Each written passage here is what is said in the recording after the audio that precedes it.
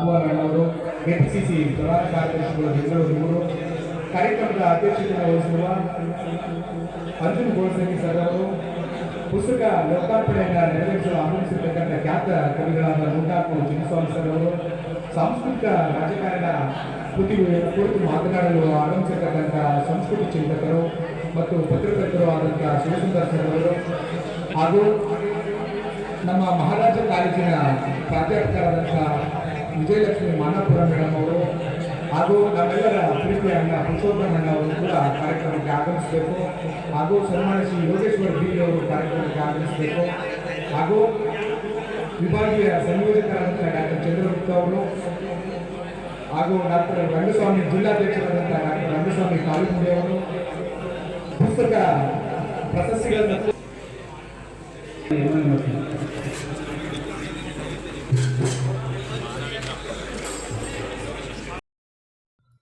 ಈ ಸನ್ನಿವೇಶದಲ್ಲಿ ಕ್ಯಾಲೆಂಡರ್ನ ಯಾರ ಕಡೆಯಿಂದ ಮಾಡಿಸ್ಬೇಕು ಅಂತ ಚಿಂತನೆ ಮಾಡಿದಾಗ ನನ್ನ ಪ್ರೀತಿಯ ಸಹೋದರರಾದಂಥ ನರೇಂದ್ರ ಅವರು ಬ್ರದರ್ ನಾನು ಕ್ಯಾಲೆಂಡರ್ಗಳನ್ನ ಮಾಡಿಸ್ಕೊಡ್ತೀನಿ ನೀವು ಮಾಡಿ ಅಂತೇಳಿ ನಮಗೆ ಪ್ರೋತ್ಸಾಹವನ್ನು ನೀಡಿದ್ರು, ಸಹಾಯವನ್ನು ನೀಡಿದ್ರು. ಮತ್ತು ಇವತ್ತು ನಮ್ಮ ಯುವ ಪಡೆ ಏನಿದೆ, ಯುವ ಪಡೆಯನ್ನು ಕಟ್ಟುವಂಥ ಮನಸ್ಸುಳ್ಳಂಥ ವ್ಯಕ್ತಿತ್ವವನ್ನು ಹೊಂದಿರುವಂಥವರು ನಮ್ಮ ಹೋಬಳಿ ಮಟ್ಟದಲ್ಲಿ ಮತ್ತು ಈಗ ರಾಜ್ಯ ಮಟ್ಟದಲ್ಲಿ ಹೆಸರುವಾಸಿಯನ್ನು ಮಾಡ್ತಾ ಇರುವಂಥವ್ರು ನಮ್ಮ ನರೇಂದ್ರ ಅವ್ರನ್ನ ನಾಗವನ ನರೇಂದ್ರ ಅವ್ರನ್ನ ಕೇಳ್ಕೊಂಡ್ವಿ.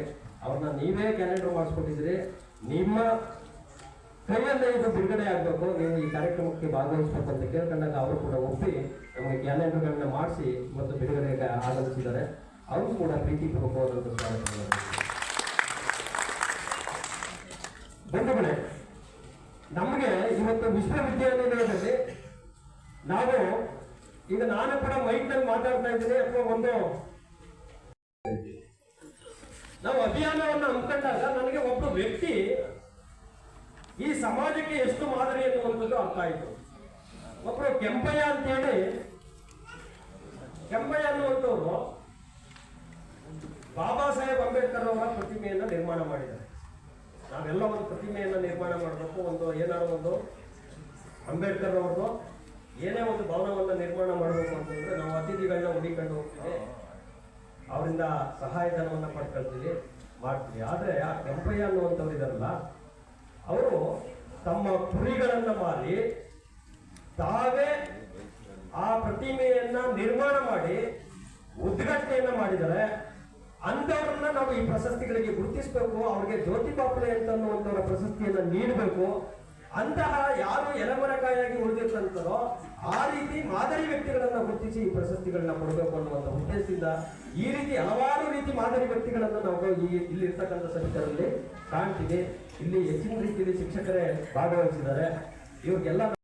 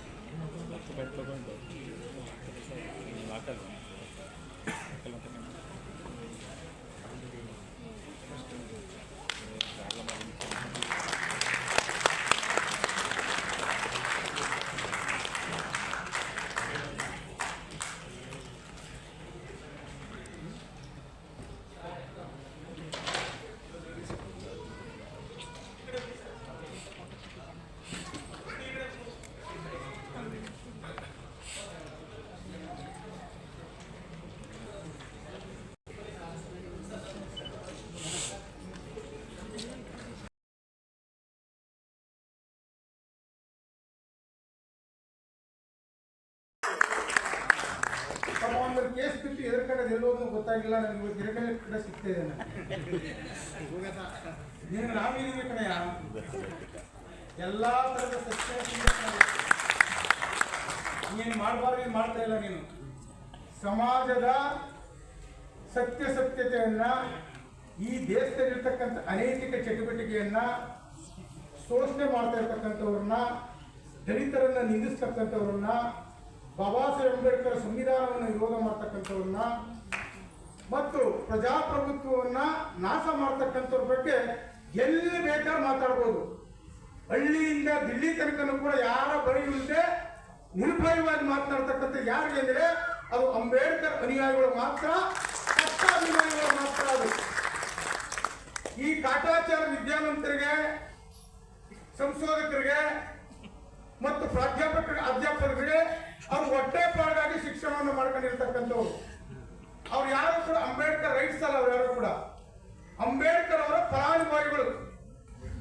ಆದ್ರೆ ಅಂಬೇಡ್ಕರ್ ಕೃತಿಯನ್ನು ಕುರಿತು ಮಾತಾಡ್ತಕ್ಕಂಥ ಧೈರ್ಯ ಇಲ್ಲ ಅಂತ ಹೇಳಿದ್ರೆ ನೀವು ಯಾಕೆ ಅಂಬೇಡ್ಕರ್ ಫಲಾನುಭವಿ ಆದ್ರಿ ಅಂತ ನಮ್ಗೆ ಕೂಡ ನಮ್ಮ ಹುಡುಗರು ಮಾತಾಡೋಂಥ ಸರ್ ನಮ್ಗೆ ನೋವಾಗ್ತಿತ್ತು. ನನಗೆ ಈ ದೇಶದಲ್ಲಿ ಇಂಥ ಒಂದು ಚಟುವಟಿಕೆ ನಿನ್ನೆ ಮೊನ್ನೆಯಿಂದ ಬಂದಿರತಕ್ಕಂಥದ್ದಲ್ಲ. ಬಾಬಾ ಸಾಹೇಬ್ ಅಂಬೇಡ್ಕರ್ ಬದುಕಿನಿಂದ ಇಲ್ಲಿ ತನಕನೂ ಕೂಡ ನಿರಂತರವಾಗಿದೆ. ಅದಕ್ಕೆ ಬಾಬಾ ಸಾಹೇಬ್ ಅಂಬೇಡ್ಕರ್ ಅವರು ತಮ್ಮ ವಿದ್ವತ್ತಿನ ಮೂಲಕ, ಶಿಕ್ಷಣದ ಮೂಲಕ ಚಳವಳಿಗೆ ಯಾಕೆ ತಿಳಿದ್ರು?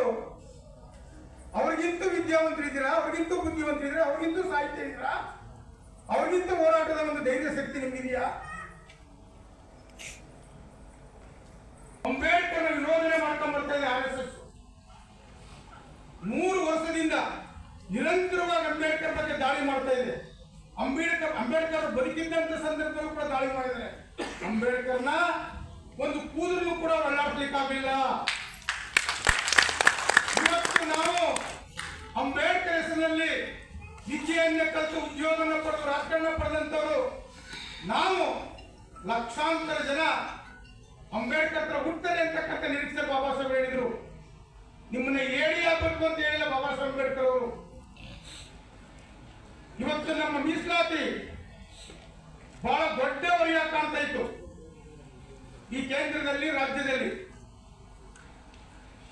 ನಮ್ಗೆ ಯಾರು ಕೂಡ ಪರಿಪೂರ್ಣವಾಗಿ ಮೀಸಲಾತಿ, ಇನ್ನೂ ಕೂಡ ಉದ್ಯೋಗ ಮೀಸಲಾತಿ ಸಿಕ್ಕಿಲ್ಲ, ರಾಜ್ಯ ಮೀಸಲಾತಿ ಸಿಕ್ಕಿಲ್ಲ. ನಮ್ಗೆ ಹೆಸರು ಮಾತ್ರ 18%. ಇವತ್ತು ಕೂಡ ದಾಖಲಾತಿ ಹುದ್ದೆ ಅಂತಕ್ಕಂಥದ್ದು ಲಕ್ಷಾಂತರ ಕೇಂದ್ರ ಮತ್ತು ರಾಜ್ಯದಲ್ಲಿದೆ, ಖಾಲಿ ಇದೆ. ನಾನೆಲ್ಲ ಬಿಪಿನಿಂಗ್ ಹೆಸರು ಮಾತಾಡ್ಬೇಕಂದ್ರೆ ಅವರು ನಮ್ಗಿಂತ ಹಿರಿಯರು ಒಂದಷ್ಟು ಬುದ್ಧಿವಂತ ಶಾಸಕ ಸಚಿವರಾಗಿದ್ದರು ಅಂತ ಮಾತಾಡ್ತೇನೆ ಅಂತ ಕೇಳಬೇಕು ಅಂತ ಇದ್ದೆ. ಇವತ್ತು ಕೂಡ ರಾಜ್ಯದಲ್ಲಿ, ಕೇಂದ್ರದಲ್ಲಿ ಮೀಸಲಾತಿ ಪರಿಪೂರ್ಣವಾಗಿ ಆಗಿದೆಯಾ? ಇಂದಿನ ಯುವಕರಿಗೆ ಉದ್ಯೋಗ ಉದ್ಯೋಗ ಸಿಕ್ಕಿದೆಯಾ? ಇವತ್ತು ನಮ್ಮ BA, B.Ed, MA, M.Ed ಮಾಡಿದಂಥವ್ರು, ರಿಸರ್ಚ್ ಮಾಡಿರ್ತಕ್ಕಂಥವ್ರು ಲಕ್ಷಾಂತರ ಜನ ಇವತ್ತು ನಮ್ಮ ಮಕ್ಕಳು ಇನ್ನೂ ಕೂಡ ಬೀದಿಲಿ ನಿಂತಿದ್ದಾರೆ. ಸಣ್ಣ ಪುಟ್ಟ ಕೆಲಸಗಳು ಮಾಡ್ಕೊಂಡು ಬೀದಿಲಿ ನಿಂತಿದ್ದಾರೆ. ಆದ್ರೆ ಇಡೀ ಸಮುದಾಯ 10% EWS ಅಂತ ಕೊಟ್ಟವಲ್ಲ, ಯಾವ ಆಧಾರದ ಕೊಟ್ಟು ಅಂತ ಹೇಳಿ ಯಾರು ಕೂಡ ಬೀದಿ ನಿಂತ್ಕೊಳ್ಳ ಮಾತಾಡಿದ್ವಿ. ಒಂದಷ್ಟು ಶಿವಸುಂದರ್ ಒಂದಷ್ಟು ಮಾತಾಡಿದ್ರು, ಬರೆದ್ರು. ಬೇರೆ ಬೇರೆ ಒಂದಷ್ಟು ಜನ ಅರವಿಂದ್ ಮಾಗತ್ತಿ ಅಂತವರು, ಮಹೇಶ್ಚಂದ್ರ ಗುರು ಅಂತವರು ಕೆಲವೊಂದಷ್ಟು ಮಾತಾಡಿದ್ರು, ಬರೆದ್ರು, ಆಗೋಯ್ತು ಅಷ್ಟೇನೆ. ಅದನ್ನ ಸಂಪೂರ್ಣವಾಗಿ ಸಂಘಟನೆಗಳು ಇವತ್ತು ಕೆಲಸ ಮಾಡ್ತಾ ಇದೆ. ಕೇವಲ 3%, 4% ಇದ್ದ ಜನವನ್ನ ಬಗ್ಬಡಿಯಕ್ಕೆ ನಮ್ಮಿಂದ ಸಾಧ್ಯವಾಗ್ತಾ ಇಲ್ಲ. ಬಗ್ಬಡಿಯಕ್ಕೆ ನಮಗೆ ಸಾಧ್ಯವಾಗ್ತಾ ಇಲ್ಲ. ಇವತ್ತು ಅಂಬೇಡ್ಕರ್ ಸಂವಿಧಾನದ ಬಗ್ಗೆ ಅತಿ ಹೆಚ್ಚು ಮಾತಾಡ್ತಿರ್ತಕ್ಕಂಥವ್ರು ಅವರೇ, ಮಾತನಾಡ್ತಿರ್ತಕ್ಕಂಥವ್ರು ಅವರೇ. ಈ ದೇಶದ ಆಡಳಿತ ಸುಭದ್ರವಾಗಿ ನೀವು ಕಾನೂನು ತಗೊಳ್ಳಿ, ರಾಜ್ಯಾಂಗ ತಗೊಳ್ಳಿ, ಕಾರ್ಯಾಂಗ ತಗೊಳ್ಳಿ, ಶಾಸಕಾಂಗ ತಗೊಳ್ಳಿ, ಅಧಿಕಾರಿ ವರ್ಗ ತಗೊಳ್ಳಿ, ನ್ಯಾಯಾಂಗ ತಗೊಂಡ್ರು ಕೂಡ ನಾವು ಯಾರು ಕೂಡ ಅಲ್ಲಿ ಮೀಸಲಾತಿ ಪ್ರಕಾರ ನಮಗಿಲ್ಲ. ಮತ್ತು ನಮ್ಮ ರಾಜಕೀಯ ಆಡಳಿತ ಅಂತ ನಾವು ಎಲ್ಲರೂ ಸುಧಾರಣೆಯನ್ನು ಕಂಡುಕೊಂಡಿದ್ದೀವ. ನಾವು ಅಲ್ಲೇ ಎಲ್ಲ ಕೂತ್ಕೊಂಡು ಒಂದು ಚಳವಳಿ ಮೂಲಕ ಮಾತನಾಡಿ ಹೋಗ್ತೇವೆ ಹೊರತು ಇದನ್ನ ಕಾರ್ಯರೂಪಕ್ಕೆ ತರಲಿಕ್ಕೆ ನಮ್ಮಿಂದ ಸಾಧ್ಯವಾಗ್ತಾ ಇಲ್ಲ. ಯಾರು ತಪ್ಪಾಗ ತಿಳ್ಕೊಬೇಡಿ, ಯಾಕಂದ್ರೆ ನನಗೆ ಬಹಳಷ್ಟು ನೋವು. ಯಾಕಂದ್ರೆ ನಮ್ಮ ಹುಡುಗ ಆರೋಹಳ್ಳಿ ರವೀಂದ್ರ ಬರೆದಿರ ಬಹಳ ಅದ್ಭುತ ಓದ್ತಾ ಇದೆ ಒಂದಷ್ಟು ಜನ. ನಿಜ, ಅದು 100ಕ್ಕೆ 100 ಭಾಗ ಸರಿ. ಮತ್ತೆ ನಮ್ಮ ಈ ಸಮಾಜ ಹೇಗಿರ್ಬೇಕು, ನಮ್ಮ ಜನಾಂಗ ಯಾವ ರೀತಿಯಲ್ಲಿ ನಾವು ಹೋರಾಟವನ್ನು ಮಾಡಬೇಕು, ಮತ್ತೆ ನಮ್ಮ ಮೇಲೆ ಯಾವ ರೀತಿ ಶೋಷಣೆ, ದೌರ್ಜನ್ಯ, ದಬ್ಬಾಳಿಕೆಯನ್ನ ನಡೀತಿದೆ, ಇಲ್ಲಿ ಯಾವ ರೀತಿಯಲ್ಲಿ ನಾವೆಲ್ಲರೂ ಕೂಡ ಹೋರಾಟವನ್ನು ಮಾಡಬೇಕು, ಬೈಗೂಡಿಸ್ಕೋಬೇಕು ಹೋರಾಟವನ್ನು ಅಂತೇಳಿ ಇದುವರೆಗೂ ಕೂಡ ನಮ್ಮೆಲ್ಲರೂ ಕೂಡ ಮಾತಾಡಿದಂಥ, ಇದುವರೆಗೂ ಕೂಡ ಉದ್ಘಾಟನೆಯನ್ನು ಮಾಡಿದಂಥ ಮಾಜಿ ಮಂತ್ರಿಗಳಾದಂಥ B.B. ನಿಂಗಯ್ಯ ಸಾಹೇಬರು, ಹಾಗೆಯೇ ನಮ್ಮ ಹಿರಿಯರು, ಮತ್ತೆ ಅವರ ವೃತ್ತಿ ಜೀವನದಲ್ಲೂ ಕೂಡ ಈ ಕಾರ್ಯಕ್ರಮ ನಾವು ಕೂಡ ಹೋಗ್ಬೇಕು. ಮತ್ತೆ ನಾವು ಇನ್ನೂ ಅನೇಕ ಅವರ ಭಾಷಣವನ್ನ ಮತ್ತೆ ಅವರ ಸಲಹೆಯನ್ನ ನಾವೆಲ್ಲರೂ ಕೂಡ ಕೇಳಬೇಕು. ಇಲ್ಲ ಭಾಷಣ ಮಾಡೋದಲ್ಲ, ಮತ್ತೆ ಇನ್ನೂ ಹೆಚ್ಚಿನ ರೀತಿಯಲ್ಲಿ ಇಂಥ ಕಾರ್ಯಕ್ರಮಗಳು ಜಿಲ್ಲಾ ಮಟ್ಟದಲ್ಲಿ ನಾವು ಎಲ್ಲರೂ ಕೂಡ ಹಂತವಾಗಿ ಒಗ್ಗಟ್ಟಲ್ಲಿ ಯಾವ ನಮ್ಮ ಇದುವರೆಗೂ ಕೂಡ ನಮ್ಮ ನಾಯಕರು ಹೇಳ್ತಾರೆ ರಾಜಕೀಯವಾಗಿ ಇನ್ನೊಂದು ರೀತಿಯಲ್ಲಿ ಅಂತೇಳಿ ಭಯವನ್ನ ಪಡ್ತಾರೆ. ಅದರಿಂದ ನಾವೆಲ್ಲರೂ ಕೂಡ ಒಟ್ಟಾಗಿ ನಾವು ಬಾಬಾ ಸಾಹೇಬರ ಅನುಯಾಯಿಯಾಗಿ ಬಾಬಾ ಸಾಹೇಬ್ ಹೇಗೆ ಹೇಳಿದಾರೋ ಆ ರೀತಿಯಲ್ಲಿ ನಾವೆಲ್ಲರೂ ಕೂಡ ಶಿಕ್ಷಣಕ್ಕೆ, ಸಂಘಟನೆಗೆ, ಹೋರಾಟಕ್ಕೆ ನಾವು ಒತ್ತನ್ನು ಕೊಟ್ಟು ನಾವು ಒಮ್ಮತವಾಗಿ ಹೋರಾಟವನ್ನು ಮಾಡಬೇಕು ಅಂತ ತಿಳಿಸಿ ನಾನು ಮಾತನಾಡಕ್ಕೆ ಅವಕಾಶ ಮಾಡಿಕೊಟ್ಟು ನಮ್ಮ ಎಲ್ಲ ನಮ್ಮ ವೇದಿಕೆಯವರಿಗೆ ನಾನು ನಮಸ್ಕಾರ ತಿಳಿಸಿ. ಜೈ ಜೈ ಭೀಮ್.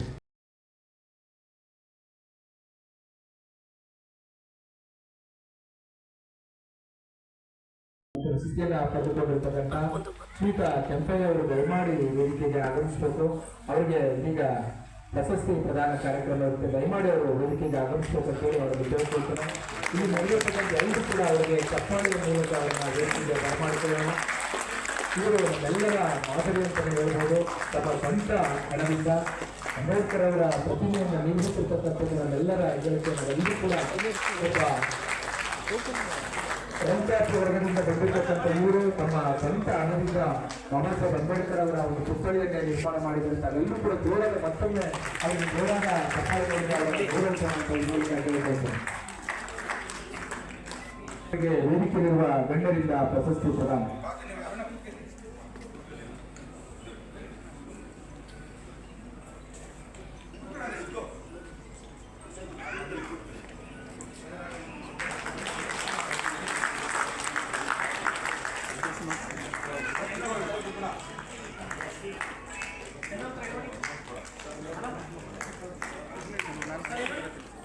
ಪ್ರಶಸ್ತಿಯನ್ನ ಸ್ವೀಕರಿಸ ಯಾಕಂದ್ರೆ ಪ್ರಸ್ತುತ ಸಂದರ್ಭದಲ್ಲಿ ಯಾವಾಗಲೂ ತಮ್ಮ ಕುಟುಂಬ ಅಂತಾನೆ ನೆನ್ಕೊಂಡು ತಮ್ಮ ಕುಟುಂಬಕ್ಕಾಗಿ ದುಡಿಸ್ತಕ್ಕಂಥವ್ರು ವ್ಯಯ ಮಾಡ್ತಕ್ಕಂಥದ್ದು ನಾವು ನೋಡಿದ್ವಿ. ಆದರೆ ತಮ್ಮ ಸ್ವಂತ ಹಣದಿಂದ ಬಾಬಾ ಸಾಹೇಬ್ ಅಂಬೇಡ್ಕರ್ ಅವರ ಪುತ್ಥಳಿಯನ್ನು ನಿರ್ಮಾಣ ಮಾಡಿರ್ತಕ್ಕಂಥದ್ದು ನಮ್ಮೆಲ್ಲರ ಹೆಮ್ಮೆ ಅಂತ ಹೇಳ್ತಾ ಅವರಿಗೆ ಪ್ರಶಸ್ತಿಯನ್ನ ನೀಡುವಂತ ಎಲ್ಲ ಗಣ್ಯಗಳು ಕೂಡ ಈಗ ತುಂಬುವುದೇ ಧನ್ಯವಾದಗಳನ್ನು ತಿಳಿಸಿದೆ. ಇವುಗಳ ಬಗ್ಗೆ ಏನು ಬಿಡುತ್ತಾ ಇದ್ದಾರೆ ಅದು ಒಂದು ಸಾಂಸ್ಕೃತಿಕ ರಾಜಕಾರಣ. ಸಂವಿಧಾನ ಮತ್ತು ನಮ್ಮ ಸ್ವಾತಂತ್ರ್ಯ ಹೋರಾಟ ಇದಕ್ಕೆ ಒಂದು ಕೌಂಟರ್ ಹೆಜಿಮನಿ ಅಂತ ಇದು ಗ್ರಾಮ್ಶಿ ಅಂತ ಹೇಳಿ ಇದರ ಬಗ್ಗೆ ಬಹಳ ಅಧ್ಯಯನ ಮಾಡಿರುವಂತ ಒಬ್ಬ ವಿದ್ವಾಂಸ ಇದೆ. ಯಾಜಮಾನ್ಯ ಅಂತ ಕರೀತಾರೆ. ಕನ್ನಡದಲ್ಲಿ ಯಾಜಮಾನ್ಯ ಅಂತ ಹೇಳ್ಬೋದು. ಅಧಿಪತ್ಯ, ನೀವು ಅಧಿಕಾರದ ಮೂಲಕ ಪೊಲೀಸ್ ಮೂಲಕ ಆಳವಂತರಾದರೆ ಜನರ ಮೇಲೆ ಒಂದು ಸಾಂಸ್ಕೃತಿಕ ಆಧಿಪತ್ಯವನ್ನ ಸಾಧಿಸಿ ಅದೇ ಸರಿಕೆ ಒಪ್ಪಿಸೋದ್ರ ಮೂಲಕ ಕನ್ಸೆಂಟ್ ಜನರ ಸಮ್ಮತಿಯೊಂದಿಗೆ ನಾನು ಈ ಸರ್ವಾಧಿಕಾರ ನಡೆಸುವುದಿದ್ರೆ ಅದು ಹೆಜಿಮನಿ. ಸಾಂಸ್ಕೃತಿಕ ರಾಜಕಾರಣ ಉದ್ದಕ್ಕೂ ಕೂಡ ಈ ತರದ ಹೆಜಿಮನಿಯನ್ನ ಮಾಡುತ್ತದೆ. ಈ ಹೆಜಿಮನಿಯ ವಿರುದ್ಧ ಕೌಂಟರ್ ಹೆಜಿಮನಿ ಬೇಕು. ಅವರು ಏನನ್ನ ಸುಳ್ಳನ್ನ ಸತ್ಯ ಅಂತ ಹೇಳ್ತಾರೆ, ಸತ್ಯವನ್ನ ಸತ್ಯ ಅಂತ ಹೇಳುವಂತಹ ಒಂದು ಅದಕ್ಕೆ ಪ್ರತಿಯಾದಂತ ಒಂದು ಅಧಿಪತ್ಯವನ್ನ, ವೈಚಾರಿಕ ಅಧಿಪತ್ಯವನ್ನ ಸಾಧಿಸಲಿಲ್ಲ ಅಂತಂದ್ರೆ ಸುಳ್ಳೇ ಪರ್ಮನೆಂಟ್ ಸತ್ಯ ಆಗುತ್ತೆ. ಯಾಕಂದ್ರೆ ಹಿಟ್ಲರು 1943ರಿಂದ 46ರ ನಡುವೆ 60 ಲಕ್ಷ ಯಹೂದಿಗಳನ್ನ ಕೊಂದಾಕ. ಇಂಡಸ್ಟ್ರಿಯಲ್ ಸ್ಕೇಲ್ ಅಲ್ಲಿ ಮಾರಣ ಹೋಮ ನಡೆಯಿತು. ಕೊಂದಾಕಿದ್ದು ಕೆಲವು ಸೈನಿಕರಿರ್ಬೋದು. ಇಡೀ ಜರ್ಮನ್ ಸಮಾಜ ಬೆಂಬಲ 199 ಭಾಗ, 199 ಭಾಗದಷ್ಟು ಜರ್ಮನ್ ಸಮಾಜ ಅದನ್ನ ಒಪ್ಪಿಕೊಳ್ತು.